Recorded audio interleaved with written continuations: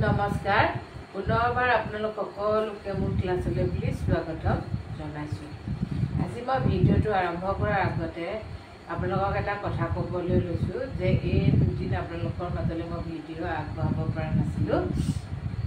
মই একাধিক্ৰমে আপোনালোকৰ মাজলৈ ভিডিঅ'সমূহ ঠেলি আছিলোঁ, কিন্তু এই দুদিন মোৰ অলপ কামৰ বোজাটো অলপ বেছি পৰাৰ বাবে শাৰীৰিকভাৱে অকণমান অসুস্থতা অনুভৱ কৰিছিলোঁ বাবে ভিডিঅ'টো বনাবলৈ অকণমান অনীহা হৈছিল। সেইবাবে মই আপোনালোকৰ মাজলৈ ভিডিঅ'টো ঠেলি দিব পৰা নাছিলোঁ।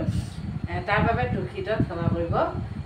আজি পুনৰ আপোনালোকৰ মাজলৈ আহি উপস্থিত হৈছোঁ আৰু আপোনালোকৰ বাবে পুনৰ ভিডিঅ' প্ৰস্তুত কৰি আপোনালোকৰ মাজলৈ আগবাঢ়িছোঁ। গতিকে যিসকলে এতিয়াও মোৰ চেনেলটো ছাবস্ক্ৰাইব কৰা নাই তেওঁলোকক অতি শীঘ্ৰে মোৰ চেনেলটো ছাবস্ক্ৰাইব কৰিবলৈ অনুৰোধ কৰিলোঁ। ঠিক আছে, আহক আজি আমিনো কি আনিছোঁ সেই বিষয়ে আলোচনা কৰোঁ। আজি মই যিটো ভিডিঅ' আপোনালোকৰ মাজলৈ লৈ আনিছোঁ সেই ভিডিঅ'টোত লৈ আনিছোঁ পাঠভিত্তিক প্ৰশ্ন। ইতিমধ্যে আমাৰ ভিতৰৰ লেচনবোৰ সম্পূৰ্ণ শেষ হৈছে।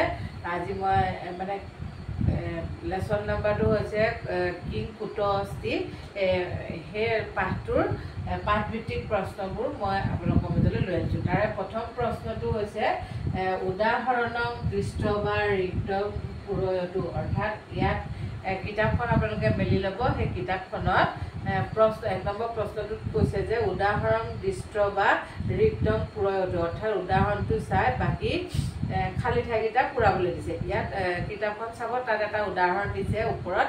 সেই উদাহৰণটো চাই পেলাই তলৰ শব্দকেইটা কি কৰিবলৈ দিছে, পূৰণ কৰিবলৈ দিছে।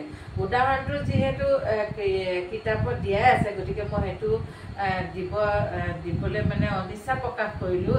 কিয়নো জেগাবন্দী কৰোঁ, দিয়াই আছে যিহেতুকে আমি নিদিয়া কেইটালৈ আপোনালোকৰ মাজত উপস্থিত হৈছোঁ। তাত ইয়াত আছে উদাহৰণত একাৰ লগা আছে, গতিকে পাছৰকেইটাও একাৰ লগাব লাগে। প্ৰথমটো দিছে আপনহ, আপনহ আপনে। আপনহ হৈছে দোকান। বিদ্যালয় মই আপোনালোকক অসমীয়াত দি দিছোঁ পঢ়িব পৰাকৈ, বিদ্যালয়ে।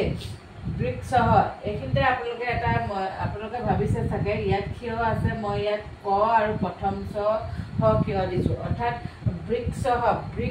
ক এটা উচ্চাৰণ হৈছে যিহেতুকে সংস্কৃতত, মই বৃক্ষহ ক ত্ৰিকা ক্ষয় হটো দি দিব পাৰোঁ, কিন্তু আপোনালোকে পঢ়িব যাতে ভালদৰে উচ্চাৰণ কৰি পেলাই আপোনালোকৰ সন্তানক শিকাব পাৰে, সেইবাবেহে মই ক্ষয়টো নিদি বৃক্ষহ বুলি এনেদৰে দিছোঁ। মোৰ দিয়া উদ্দেশ্য এইটোৱে হৈছে যে সৰল ভাষাত দিছোঁ যাতে আপোনালোকে অতি ক্ষিপ্ৰতাৰে সেইটো আয়ত্ব কৰি আপোনালোকৰ সন্তানসকলৰ মগজুত ভৰাব পাৰে।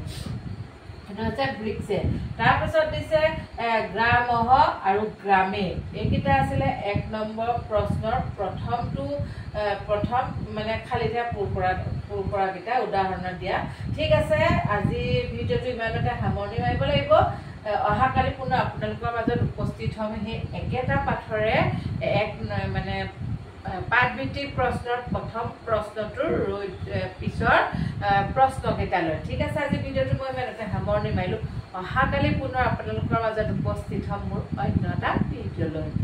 অহাকালি মোৰ অন্য এটা ভিডিঅ'ত আপোনালোক সকলোকে লগ পোৱাৰ আশাৰে আজিলৈ মোৰ ফালৰ পৰা আপোনালোক সকলোলৈকে goodbye, bye bye, good night and take care.